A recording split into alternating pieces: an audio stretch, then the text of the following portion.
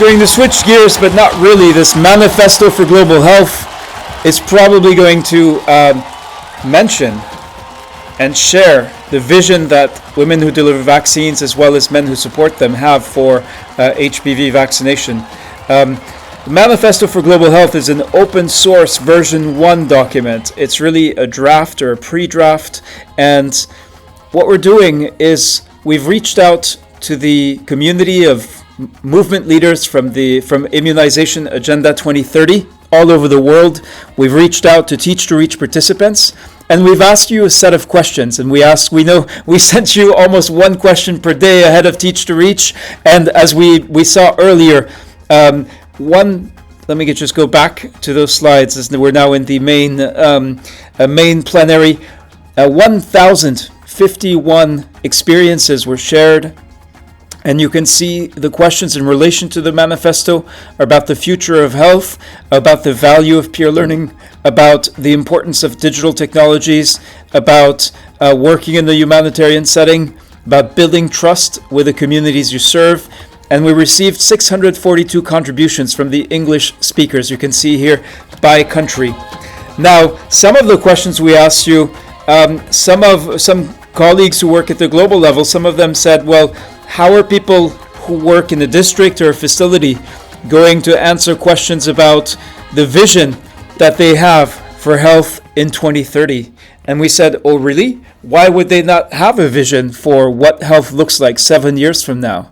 And we actually believe that asking you these questions about vision, about strategy, can help break through the bubble of what and the ways in which we are stuck in global health on a number of fronts, by going to those of you who are doing the most critical work on the front lines, where at the end of the day, it is what you do or do not do that will determine if a child receives the vaccines they need, if a family is protected from disease and death, from vaccine-preventable diseases. So we asked you questions such as, what will health system transformation look like where you work? We asked you also, how is sharing experience different from having global health experts or hierarchical superiors tell you what to do? We asked you, how has the digital revolution affected your work? And of course, we also asked you how your work has been affected by the COVID-19 pandemic. So we're going to go to that first question I showed you. What will be different when you work for health in 2030? So in our Zoom studio, if you're in Hopin, if you're on YouTube or Facebook or Twitter or LinkedIn, you can answer this question. We'll be looking at your comments. If you're in Hopin, we'll be looking at your comments as well. Let me see what's happening now. All right, so we got Anisha who says hello everyone. Anish, I hope you're going to take the time to answer this question. What do you think health, your work, the work that you do in health will look like by 2030? And then for those of you in our Zoom studio, we're going to call for volunteers who would like to answer this question, or else we may volunteer you because we know you, and we know many of you have, through the work that you do, have insights and reflections to share. Let's go to Penelope Masumbu from Zambia. Penelope Masumbu, I hope you'll be able to speak to us. We have one hand raised from Abdullahi Umar and Melissa Teferi as well. Penelope, are you able to speak to us? All right. And then let's try David Naboare from Ghana. And then I see that I'm going to go to the hands raised. Charlotte, are you able to tell in what order the hands were raised so we can try to respect that? Yes, brother, it was Melissa Teferi first, and then we have Boma, and then... All right. All right, so let's... David Nabuare, mic is open, but we can't hear him.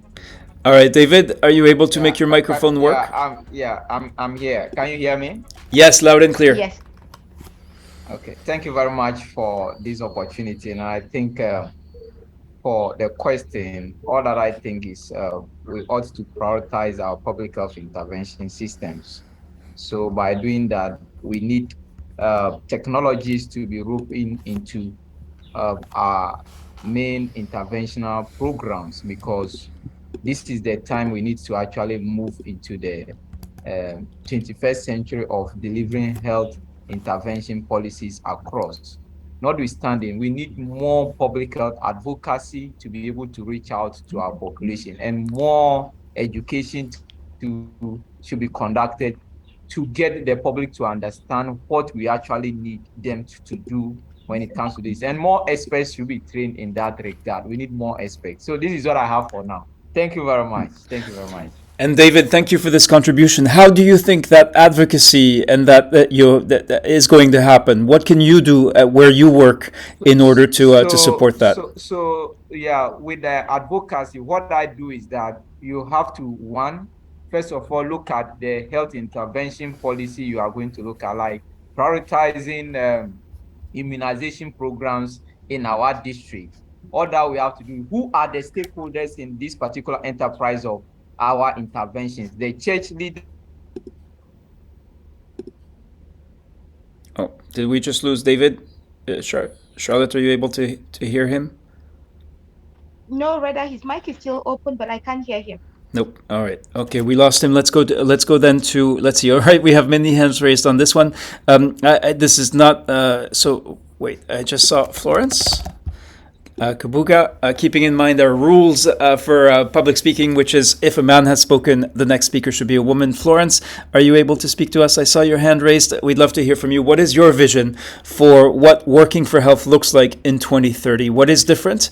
What is the change that is needed? And how do we make that change happen? Thank you so much, Leda. I'm Florence from Kenya. I look at health in 2020, just like the previous speaker. Technology is picking up, and so we will be doing a lot of consultancy through technology. You can be referred to an X-ray, and the X-ray will be reviewed, and you will be put on treatment, and just walk to a chemist and buy your medication. And looking at the human resource for health, we can see a lot of challenges.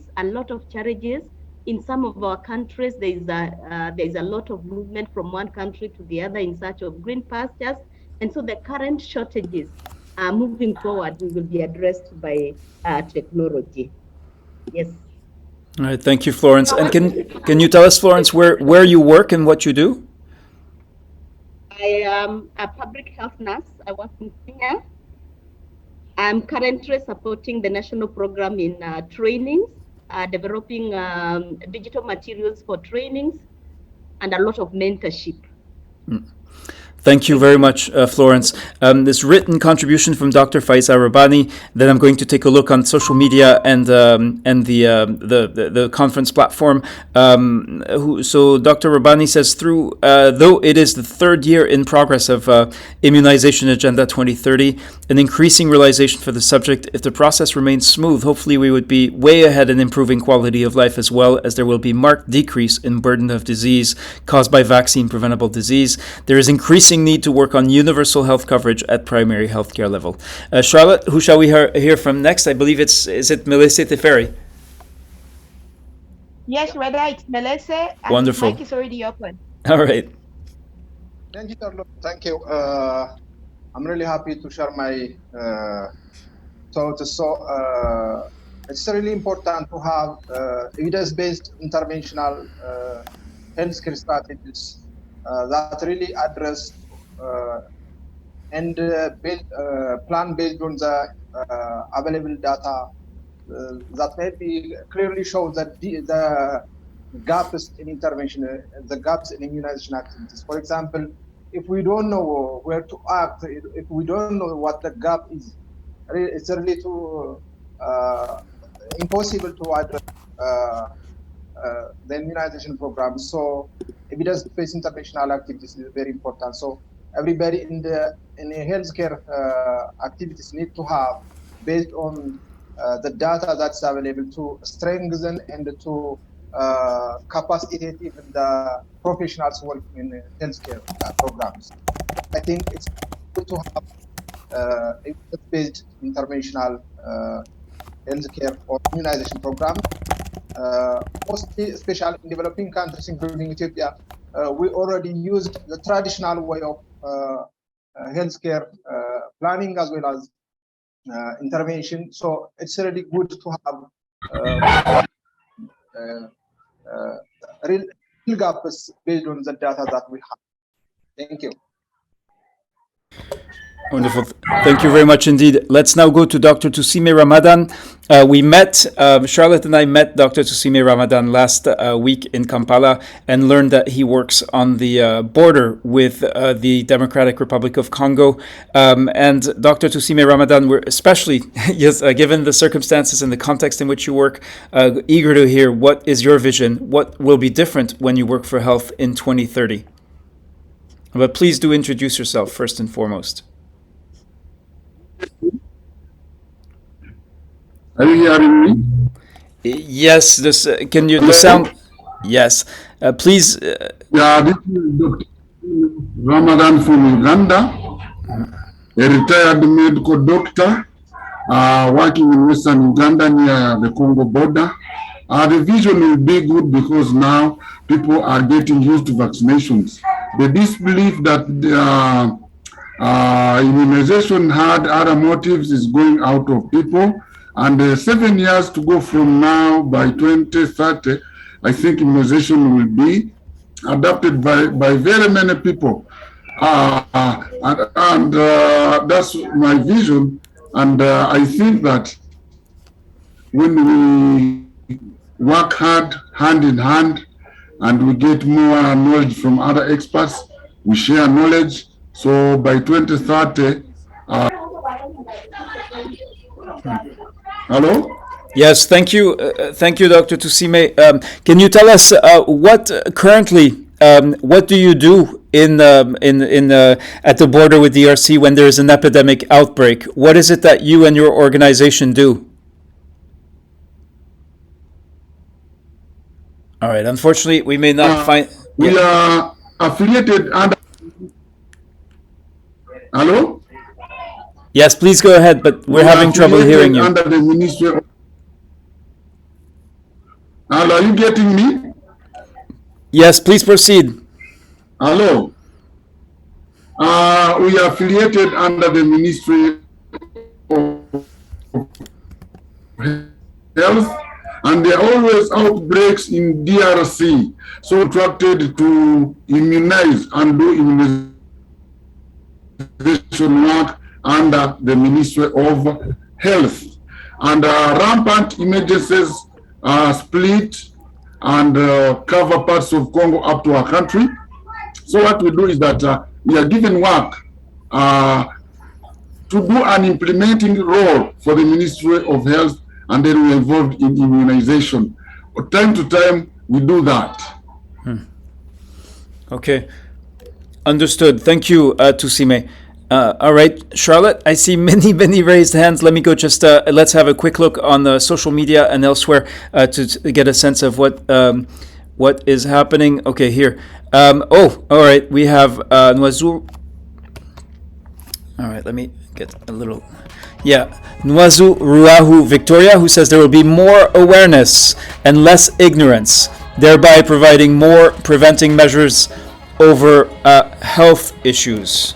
So that is one, that is Noizou Ruahu perspective. Anisha says, I have planned to conduct a health activities in the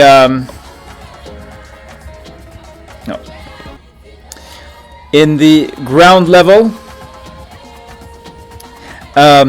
to mobilize the health workers for community service in more effective ways and apply the data of health to change till 2030. Aliyu Ibrahim says, I will put everything I have learned into practice, and I will make sure that I create a very good relationship between the health facility and the communities. And Anish Shah adds, my advocacy will be in the ground level to help all activities to implement the changes in the health sector. Let's go have a look on the Hopin website. So there are All right, so Gift Anyam says we will need to have more program in the health sector integrated together so that we can achieve one purpose, which is to have universal health coverage. Thank you, Gift, for this contribution, but let's go to the stage and see what the contributions are here. All right, the people are still introducing themselves, which is fine, and do tell us, we're interested in what is your vision. What is your vision for the future of health? We had a number of questions. What will health system transformation look like where you work? And we've received hundreds of insights, experiences, analyses in response to these questions. How is sharing experience different from having global health experts or your hierarchical superiors tell you what to do? How has the digital revolution affected your work, and how has your work been affected by the COVID-19 pandemic? So let's go back to the room. I see many hands raised. We appreciate the written contributions. Mohammed Suleiman Yabzai, I wish you were making these contributions on the conference platform itself, but perhaps you're having access problems. Charlotte, who shall we hear from next?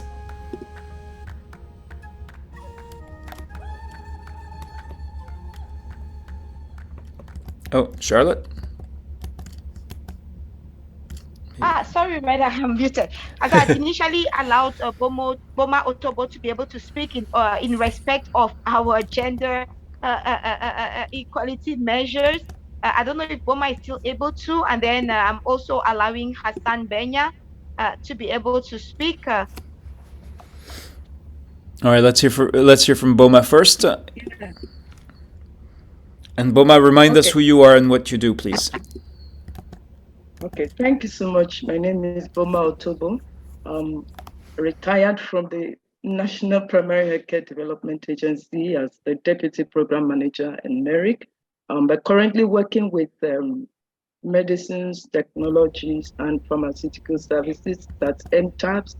It's a USAID-funded program in Lagos, and presently expanding the COVID vaccination coverage to the private facilities. We all know that quite a good number of the community members do visit the private facilities instead of the public. So we are ensuring that they are also being captured with the COVID vaccination. Yeah, so one of the things under the Gavi 5.0 strategy is leaving no one behind with immunization by 2030. And we all know that this has been inspired by the SDGs and also in alignment with the IA 2030 goal. In terms of gender and equity, for equity, we all know that there are a lot of marginalized and vulnerable populations. But we have to find a way to break this, be able to reach them so that all the children are able to access vaccines. Access, you know how it is with the low and middle income countries, not having adequate access. So one of the things we expect by 2030 is that the systems would have been so strengthened so that delivery of PSC services will become easier. And as universal health coverage by 2030. Talking about gender, specifically, I would like to comment the role of women who deliver vaccines. That's my own constituency, one of the founding members of that great work.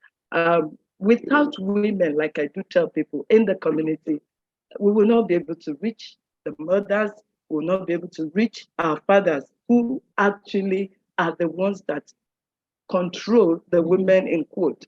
So in terms of ensuring that more women are trained, we have to open up the spectrum so that wherever trainings are going on, we try to ensure that we have more allocation to the women, because eventually this will be the ones that we rely on to take our messages, to take our programs to the communities. They are the ones that can easily go into the homes, knock on the mothers and ask them to bring out their children to the facilities. So we don't want to see by 2030 where there's any how do I put it? We don't want to see fewer women. Instead, we rather have women take their roles and ensure that they are the ones that are driving all these goals. Well, I would also like to say that my colleagues have also talked about human resources for health. You see, in the future, which is the 2030, we will still continue to have shortages of human resources. But one way we're going to overcome this is by doing what we call task shifting, right? We need to train, task shift this other category of healthcare workers so that they will become easily available to us when we need our programs. And lastly, for technology, it's going to save a lot of time, it's going to save money, and it's going to increase the access because with just a click of a button, you'll be able to send out messages to thousands of people, reminders, and so on. So all of this, we hope to see that it will help what we do at our various fields. And I would like to thank Reda, thank Charlotte, and the rest of the team. This Teach to Reach Connect is something I would not even want to miss, and I hope we still have many more of it in the future. Over. Thank you, Reda.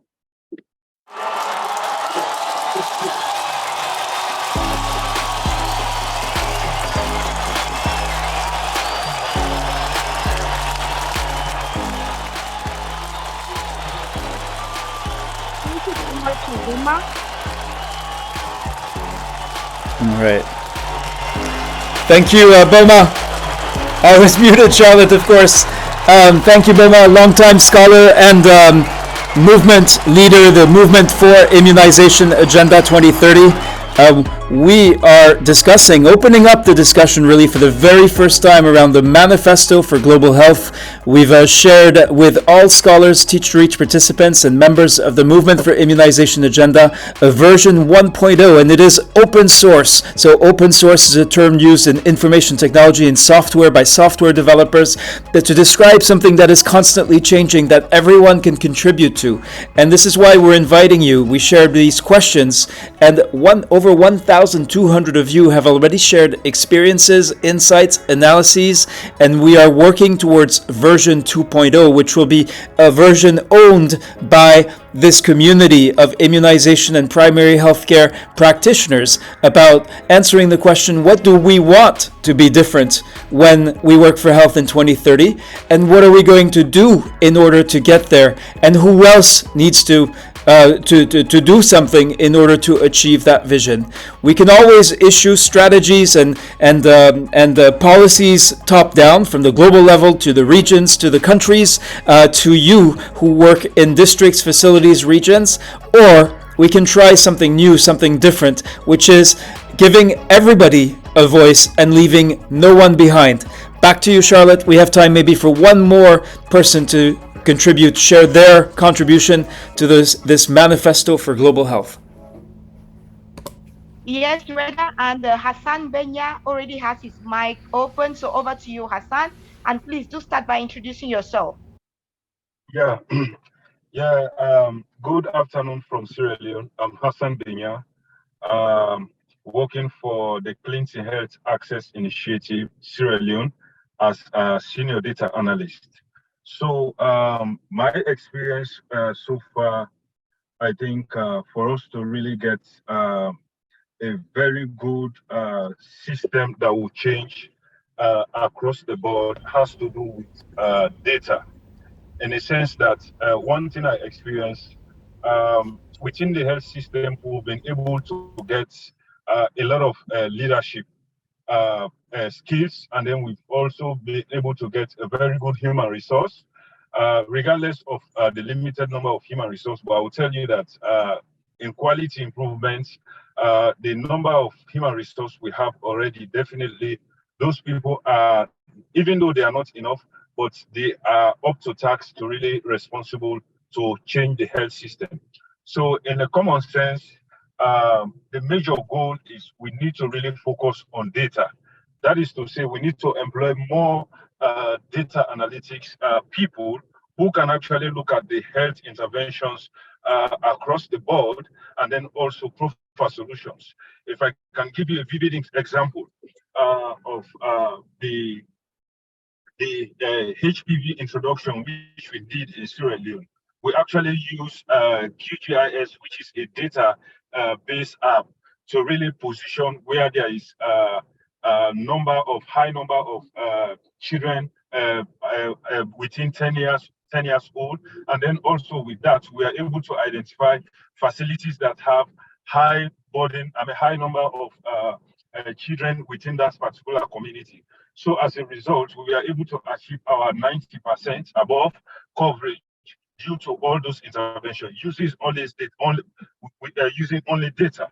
So that is telling us that if we employ more again of health informatics within the system, by 2030, definitely there will be a lot of changes, because that simply means we'll be doing focused intervention. Using data, we can be able to identify defaulters, and of those defaulters, we can easily target them, we track them, and then give them the required dose. Same thing goes to zero dose. So if we use all this approach, it's a good way for us to improve on our system.